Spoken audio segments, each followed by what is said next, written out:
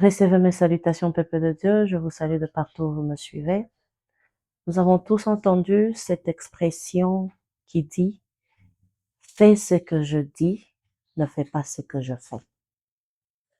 Enfants de Dieu, chrétiens, de là où vous me suivez, aujourd'hui nous allons parler de manière pour laquelle nous devons travailler notre personne afin d'enseigner ceux qui sont autour de nous. Plus particulièrement, je veux parler de prêcher par des exemples. Prêcher par des exemples auprès des personnes qui sont autour de nous. Par exemple, tu es enfant chrétien dans ta famille. Comment tu dois prêcher ta famille? Sans parler, mais par des exemples, des actes. Tu es épouse, tu es époux, tu es ami, tu es collègue. Comment est-ce que vous devrez prêcher sans utiliser des mots? Nous savons que la Bible nous dit dans Matthieu 28, les chapitres 19, la Bible dit « Allez partout et faites des disciples, les enseignants, les baptisés ». Mais aussi, nous devons savoir que l'apôtre Paul, lorsqu'il nous a parlé des limitations, il nous a exhorté d'être des imitateurs de lui, comme il a été pour Christ. Et là, vous verrez que nous ne parlons pas seulement de la parole, mais nous parlons des actes, des faits, de gestes.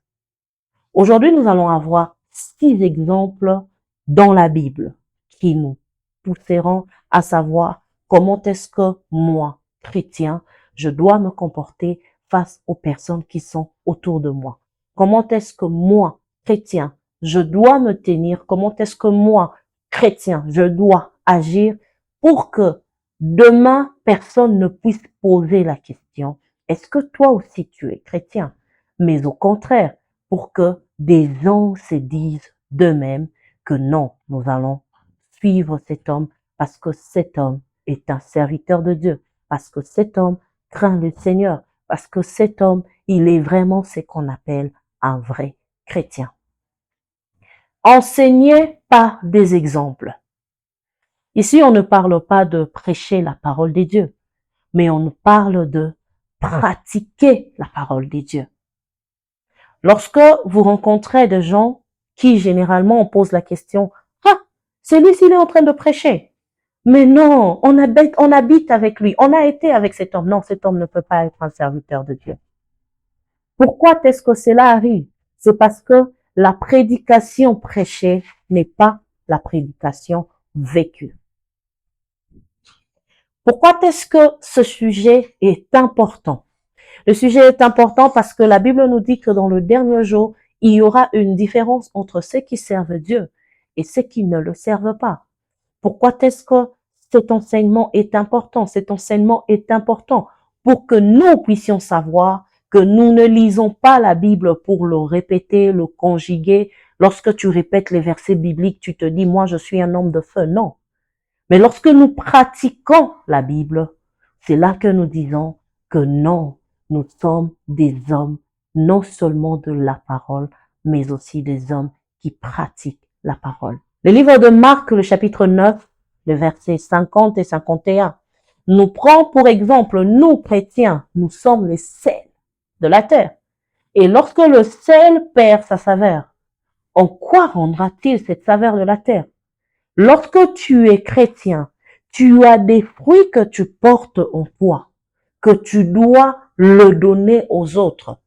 Dans le cas où lorsque le sel perd sa saveur, ça voudrait dire que lorsque ta chrétienté est invivable autour de cela dont tu dois être l'exemple, où est-ce que nous mettrons ces titres de ta chrétienté? Nous allons tirer nos 6 points dans le livre de 2 Timothée, le chapitre 3, le verset 10. Je lis au nom du Seigneur, la Bible nous dit ceci. Pour toi, tu as suivi de près mon enseignement, ma conduite, mes résolutions, ma foi, ma douceur, ma charité et ma constance. Ici, nous allons nous baser sur ces 6 choses qui sont la conduite, la foi, les résolutions, l'amour qui est la charité, la douceur et la constance. La constance, je le définis comme le charisme. Le six choses. Lorsque vous voudrez être un exemple sans avoir à prêcher, les 6 actes sont très importants dans la marche de chaque jour. Vous savez, quand je grandissais, nous rencontrons des gens, par exemple, mon frère père, on l'appelait pasteur avant même qu'il devienne pasteur. Il y a ces conduites qui poussent de gens à dire que celui-ci craint le Seigneur. Il y a aussi de conduites qui poussent de gens à dire que les chrétiens sont dehors et le dehors est à l'église. Cet exemple de manière de vivre, nous parlons de toi, épouse, à l'endroit de ton mari, toi, mari, à l'endroit de ton épouse, toi, enfant, à l'endroit de tes parents, toi, parent, à l'endroit de tes enfants, ou des relations amicales, ou de gens tout autour de nous. Il y a une définition de la chrétienté ou de manière d'évangéliser, de prêcher la parole de Dieu qui se lie par rapport à votre conduite. La première de conduite, quelle est la conduite? Nous allons le lire dans le livre de Romains 12, le verset 16. Je lis au nom du Seigneur. Ayez le même sentiment les uns envers les autres. N'aspirez pas à ce qui est élevé, mais laissez-vous attirer par ce qui est humble. Ne soyez point sages à vos propres yeux. La première de conduite, ne vous comportez pas comme si vous étiez trop saint ou trop élevé aux non-croyants. Que des personnes qui sont autour de vous sentent en vous l'humilité. L'humilité qui vous conduit n'est pas à être en bas ou à vous surélever pour les autres. Parce qu'il y a une certaine catégorie de chrétiens aujourd'hui qui considèrent que non, eux là, ce sont des non-croyants, on ne peut pas, non, on ne peut pas, non. Cette conduite, la première de conduite, c'est cette manière de vivre avec des personnes autour de vous. Cette manière de signifier aux gens que je peux m'installer, m'asseoir avec vous. Cette manière de vous comporter en chrétienté d'une manière humble. Je ne parle pas de ceux qui cachent leur identité. Il y a des personnes qui sont des chrétiens, mais que eux-mêmes savent qu'ils sont des chrétiens. Parce que lorsque vous parlez de choses de Dieu, ils sont pas là. Lorsque vous parlez des choses d'ailleurs, ils sont pas là. Pourquoi? Parce que ils sont tellement timides de s'exprimer. Et la Bible dit de la manière humble, ayez ces sentiments-là. De ne pas vous faire voir trop sage, de vous comporter trop élevé, mais aussi d'avoir cet esprit humble, la première de conduite. Apprenez à être humble autour de vous. Un parent qui fait la remarque à son enfant, ou un mari qui parle à sa femme, ou une femme qui écoute son mari. La première de choses, lorsque vous savez vous humilier envers la personne qui est près de vous, cette personne, si vous venez de recevoir Christ dans votre vie, cette personne se dira, qu'est-ce qui se passe? Comment il est? Vous l'enseignez pas parce que vous avez prêché, mais parce que du moment où il attendait une autre conduite de votre part, vous lui avez donné une autre conduite. La deuxième des choses, c'est en rapport avec les résolutions que vous prenez. Les résolutions, les décisions par rapport à une situation ou une autre. Certaines personnes peuvent vous regarder et attendre à ce que quelque chose sorte de vous. Et lorsque vous devrez sortir quelque chose, cette résolution que vous devrez prendre, quelle est la manière que vous prenez, quelle est la manière que vous allez entreprendre à prendre cette résolution. Lisez avec moi Éphésiens 4, le verset 32. Soyez bons les uns envers les autres, compatissants, vous pardonnant réciproquement, comme Dieu vous a pardonné en Christ. Les résolutions que vous prenez face aux situations. Vous savez que pour nous, le chrétien, le pardon est primordial. Sans débat, sans discuter, Un vrai chrétien est un chrétien qui vit avec le pardon. Vous prêchez par des exemples. Lorsque vous devrez prendre une résolution, peu importe les manières pour lesquelles la situation s'est produite, mais lorsque des gens attendent de toi prendre une décision, si cette décision demande à ce que vous puissiez être compatissant, soyez compatissant. Si cette décision demande à ce que vous puissiez pardonner, accordez le pardon. La troisième chose, c'est la foi. Nous connaissons tous la loi de la foi. Une ferme assurance de choses qu'on espère, une démonstration de celles qu'on ne voit pas. La chrétienté d'une personne, lorsque tu dois prêcher par exemple, tu dois savoir être là pour encourager ceux qui perdent espoir. Tu ne peux pas prêcher alors qu'on vient de t'annoncer une mauvaise nouvelle. Lorsque tu te mets toi-même dans une position qui te fait perdre la foi, ceux qui sont autour de toi te prennent pour exemple. Exerce ta foi en rapport avec toi-même. Exerce ta foi en rapport avec les autres. Moi, j'ai entendu plusieurs témoignages des gens qui ont dit, en tout cas, lorsque tu étais en train de me parler, c'était Dieu qui te parlait. Parce que je n'avais plus la foi. Parce que j'avais perdu la foi. Cette chrétienté te pousse à donner d'exemples. Que lorsque une personne essaie voir un chemin, que tu lui dises, notre Dieu est vivant, garde la foi, fais confiance, je veux prier avec toi. Et nous avons la foi que Dieu est un Dieu guérisseur. Nous avons la foi que Dieu est un Dieu qui fraye le chemin même dans les déserts. Vous exercez cela par des exemples, pas parce que vous avez besoin de lui faire lire la Bible ou de l'emmener à l'église, mais parce que vous êtes là pour le reconforter. Vous êtes là pour parler avec lui. Vous êtes là pour le pousser à comprendre de choses et à s'affermir. Nous prêchons par des exemples en rapport avec notre douceur. Vous savez, la douceur, c'est, surtout chez nous les femmes, c'est quelque chose qui est parfois trop difficile. La douceur, pour un chrétien, c'est un exercice de don et de fruit de l'esprit. La douceur, lorsque vous prêchez par la douceur, moi j'étais en train de le dire, il y a des personnes que vous n'avez pas besoin de dire c'est un homme de Dieu, c'est un pasteur, mais lorsque vous regardez seulement la douceur que la personne a, en vous faisant comprendre la chose, vous lui posez directement la question. Papa, vous êtes pasteur. Maman, vous êtes pasteur. La douceur, c'est, comme on dit, vous transmettez la paix autour de vous. Une personne douce, là je suis en train d'utiliser la nature humaine d'une personne douce. Difficilement cette personne fait fuir de gens autour de lui. Et imaginez-vous, vous êtes un chrétien et vous êtes un chrétien doux.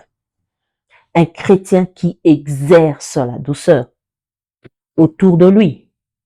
Ceux qui sont autour de vous sentent cette douceur. Et cette douceur qui est oint par le Saint-Esprit, ça attire.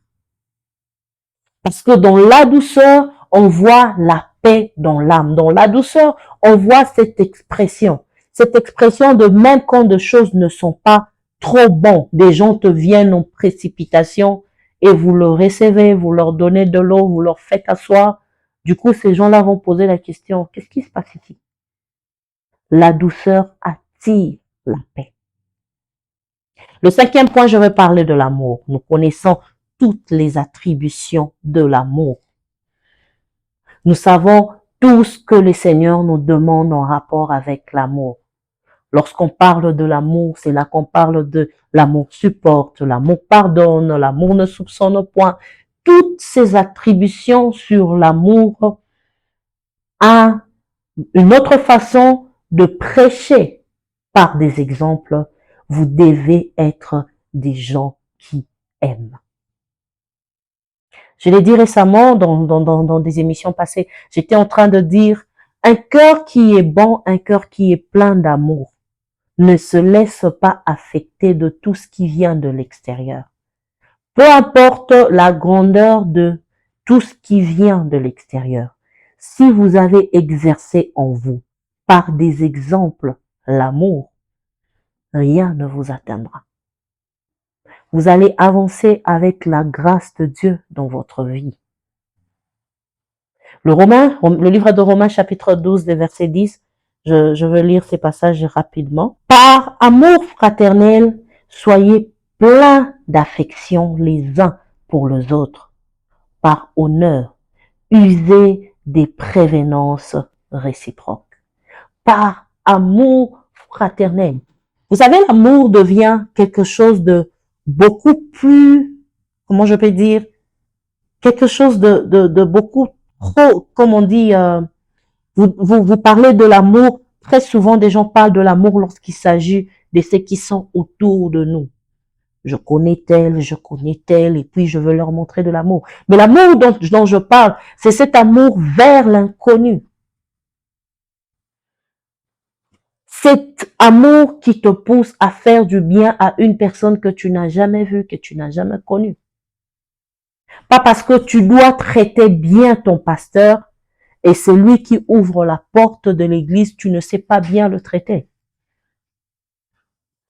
On enseigne, on prêche par des exemples en étant une personne qui a de l'amour. De l'amour sans justification, de l'amour sans raison, mais vous aimez. Vous aimez parce que vous vous dites que c'est mon frère, c'est ma sœur. Si j'étais dans cet état, moi aussi j'aurais besoin que quelqu'un me donne de l'amour. Je veux finir par le 6e point, c'est en rapport avec notre charisme, notre constance, notre mode de vie. La constance ou le charisme, c'est cette façon d'être chrétien. Je veux le dire et je veux le souligner. Ne fait pas de vous un homme ou une femme lâche. Non. La constance et le charisme, ça fait de vous une personne assise, qui est lui-même à mesure de décider, parce que toute volonté, c'est Dieu qui le permet. Mais parce que tu as cette charisme, cette constance, en te disant toi-même à l'intérieur de toi, tu dis que je peux agir comme ça, mais je refuse d'agir comme ça. Je veux agir comme ça. Nous allons lire Romains 12, le verset 18. Le 18 nous dit ceci. S'il est possible, autant que cela dépend de vous, soyez en paix avec tous les hommes. Je veux dire à une personne, s'il est possible, autant que cela dépend de vous, soyez doux, pratiquez votre foi autour de vous, ayez l'amour, considérez les autres, veillez sur vos résolutions. Quelles sont les résolutions que vous devrez faire? Veillez sur votre conduite. Comment est-ce que vous devez vous conduire? Si cela est possible, cette association de tout, du charisme, de la foi, de la conduite, de la résolution, de l'amour, toutes ces choses-là se résolvent sur votre constance, votre comportement, votre charisme. Si cela est possible, marchez et pratiquez cela. Parce que la Bible nous recommande que cela doit dépendre de notre vouloir. Parce que nous pouvons le faire. Nous sommes à mesure de le faire. Et en rapport avec ce vouloir, je voudrais encourager une personne. Regarde ta foi chrétienne, ton identité chrétienne. Regarde de personnes autour de toi. Pose-toi cette question. Est-ce que mes parents peuvent témoigner de ma chrétienté? Est-ce que mon mari peut témoigner de ma chrétienté? Est-ce que mon ami de gauche, de droite, mon voisin peut témoigner de ma chrétienté? Est-ce que des gens autour de moi peuvent dire que non, servant de Dieu, tu nous prêches par tes actes? C'est un exercice. C'est vrai que certaines personnes ne vous le diront pas, mais Posez-vous les questions. Est-ce que je suis doux envers ces gens? Est-ce que j'enseigne ma chrétienité par des exemples? Ou est-ce que je suis ce genre de personne qu'on doit se poser des questions pour dire je suis chrétien ou je ne suis pas chrétien? J'aimerais vraiment que cette exhortation réveille notre identité par rapport à notre marche, par rapport à ce que nous sommes avec des personnes autour de nous. Parce que nous avons l'évangélisation dont la Bible nous recommande. Allez, faites des disciples. Et nous avons l'évangélisation que lorsque par nous, nous exerçons des exemples, nous attirons par exemple, nous allons voir des gens qui viendront vers nous et qui nous demanderont, qui est ce Dieu que tu sers? Tu es si doux, tu es si calme, tu es posé. Et ça aussi, c'est notre meilleure façon d'enseigner. Si vous avez la possibilité d'enseigner par la parole, enseignez. Mais si vous avez la possibilité de montrer au monde que vous êtes une personne qui craint le Seigneur, qui marche dans la crainte du Seigneur, pratiquez. Donnez des exemples, faites des exemples. Et je répète encore, ces exemples doivent être dans votre vouloir, que ça soit votre quotidien. Vous n'avez à prouver à personne de votre chrétienté, mais seulement laissez que des hommes, que le monde, que des personnes qui nous entourent disent, celui-ci, celle-ci craint le Seigneur. Que le Seigneur nous bénisse. À nous revoir dans notre prochaine émission.